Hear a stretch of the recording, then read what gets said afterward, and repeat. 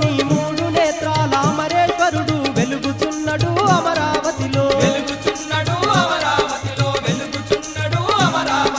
కృష్ణమ్మ తీరమందున మూడు ప్రాకారములతో నీ మూడు నేత్రాల అమరేశ్వరుడు వెలుగుచున్నడు అమరావతిలో